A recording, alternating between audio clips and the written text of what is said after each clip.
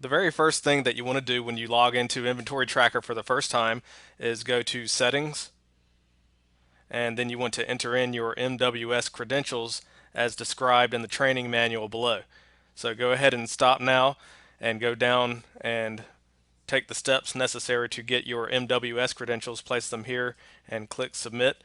This will allow the system to get your live inventory from your Amazon account. Bear in mind that once you click submit after you've entered your MWS credentials, it can take up to half an hour for the system to acquire your live Amazon data. So once you have your MWS credentials in place and your inventory is loaded into the system is basically broken up into three different sections. So now that your inventory has been loaded, you'll find it when you click on Amazon Inventory. Anything that you want to add to the watch list can be found in your Amazon inventory, and you can also add ASINs to the watch list that are not currently or have not been in your Amazon inventory. So in order to see the watch list, just click on it here. And then you have the restock list. So anything that you placed within the watch list will now begin being monitored for stock level and ROI. If there is no stock, it'll just monitor the ROI, but you do have to put in the pertinent credentials, such as how much you would pay for the item, so that the ROI can be figured out. So anyway, things move from the watch list to the restock list once they have met your parameters. Once they've met your parameters, you just click on restock list and you'll be able to view all the items that is recommended that you go ahead and repurchase now because they have met your stock alert level or they have met your ROI requirement or both. So one of the first orders of business once your data is in is going to Amazon inventory and clicking, and then you want to start looking for items that you have sold in the past that you might want to add to the watch list. Anything that you want to add to the watch list, you can simply click the magnifying glass, which adds it to the watch list. You can see the status has changed. It tells you what list it's in. And now you can add the details about that item by clicking there. And you can go in and put in the source name, source URL, quantity last purchased, the date last purchased today. You can click that and it pre-populates today's date. Price paid, your ROI threshold, and the stock alert level. So if you order, say, a quantity of, say, 10 of an item, you might set your stock alert level to 5. So now you'll be alerted that you need to buy more of those units because you're starting to run low. You can put in your ROI threshold where the system will now constantly monitor whatever ROI threshold you want to put.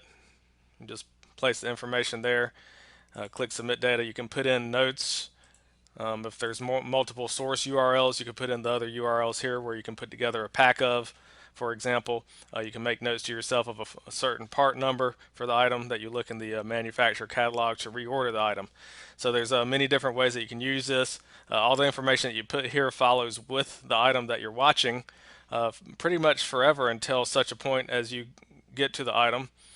So now that it's in the watch list, I can click now to the watch list and I can type in Coca-Cola and see the instant search feature brings it up instantly here, so I can find it in here and I can see the item. Anytime I want to remove it, I just click the trash can icon, click OK. The item is now not being watched. It's back in personal inventory.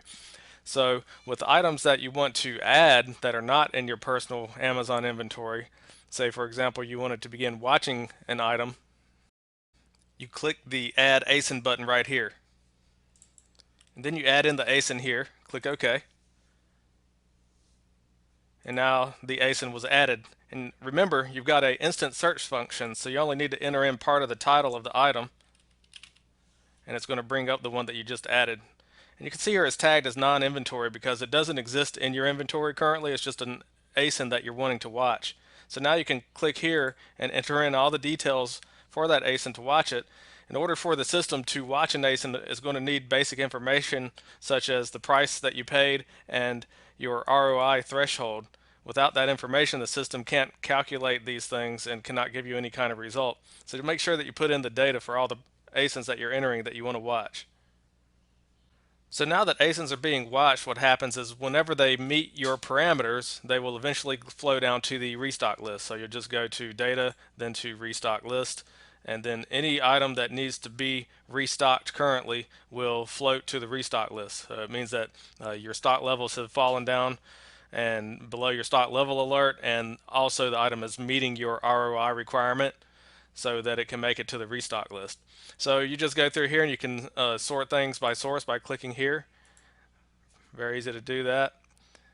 You can sort things by name, and you can also sort by stock level.